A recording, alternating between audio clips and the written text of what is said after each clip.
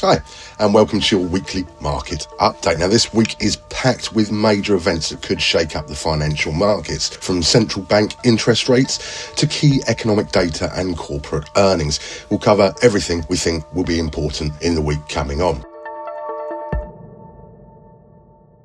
So let's dive in, and we'll start with the Bank of Canada interest rate decision. Now, this Wednesday at 4:45 p.m, that's GMT +2, the Bank of Canada will announce its first interest rate decision of 2025. Analysts anticipate a 25 basis point cut following signs of easing inflation. Now, Canada's annual inflation rate dropped to 1.8% in December, marking the softest price growth since September and remaining below the central bank's key 2% midpoint target for 5 consecutive months. Now, these data points are strengthening expectation of additional rate cuts this year. Now, adding to the market's anticipation is the central bank's quarterly monetary policy report. That's set to release slightly earlier than the headline figure. That's at 3:45 p.m. GMT +2. This report will provide valuable insights into Canada's economic outlook, potentially fueling volatility in Canadian dollar markets, including the US dollar against the Canadian dollar, of course. Now, whilst the pair has been moving sort of sideways, the upcoming rate announcement has the potential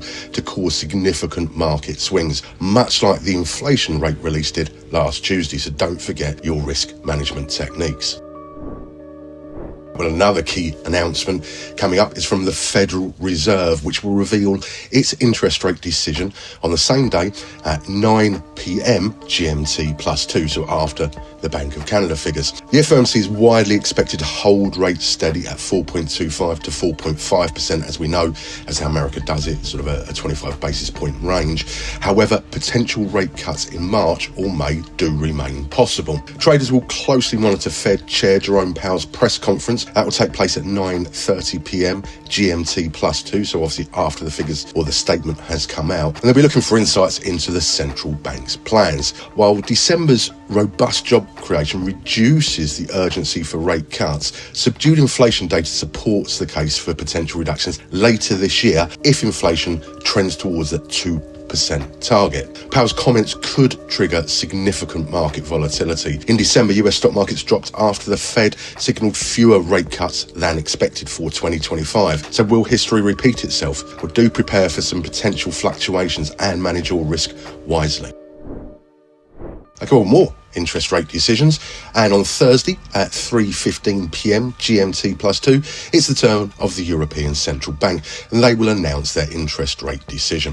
Policymakers have already signalled their intent for further cuts this year, following 4 reductions in 2024, and traders have pretty much increased their bets, if you like, on continued easing. However, medium to long-term risks do persist, including potential global economic impacts from US trade policy, potential tariffs implemented by Donald Trump, for example. Now, this ECB press conference at 3:45 p.m. GMT +2 will offer additional insights into these risks and future rate projections. Now, the euro against the US dollar pair has already hit lows not seen since November 2022, and further euro depreciation is possible as ECB and Fed monetary policies differ significantly. We're talking about further cuts for the ECB, and of course we've already had the news and the potential for fewer cuts in the US, so this could be quite a key to see where that divergence lies.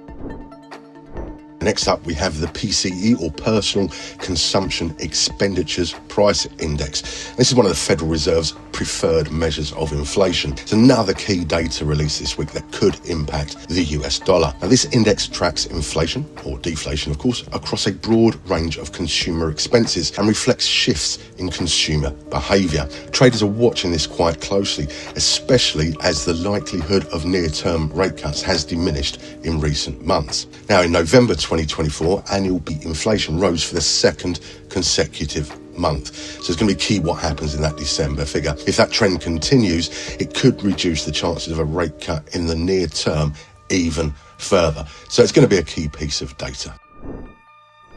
Okay, and finally for you this week, it's reporting season still, and we've got some pretty important corporate earnings statements to come out. Now this week, several of the magnificent 7 technology giants, which collectively account for nearly 1/3 of the S&P 500's value, will release their earnings for the fiscal quarter ending December 2024. Now these reports could drive some significant market movements and volatility, so please evaluate those risks and don't forget your risk management techniques. So who have we got coming out? Well, let's start with Wednesday. Now, on Wednesday, Meta is set to release its earnings report, and the numbers look relatively impressive. The company is expected to post earnings of $6.84 per share, which is roughly a 28.3% increase compared to last year. Revenue is projected to come in at $47 billion, marking a 17.2% jump year on year. Also Wednesday, we've got Tesla. Now, analysts are forecasting earnings of 64 cents per share. Now, that would show a roughly 12.3% growth compared to the previous year, with revenue estimated to come in at $27.61 billion, up 9.7%. And finally, on Wednesday, we've got Microsoft. Now, they're expected to report earnings of $3.13 per share, a year-on-year increase of approximately 6.8%, with revenue projected to hit $68.72 billion, which would be a 10.8% rise. So all of those Wednesday looking for positive figures. And on Thursday, we move into Thursday this week, and Apple takes the spotlight. Now, the tech giant is anticipated to report earnings of $2.36 per share,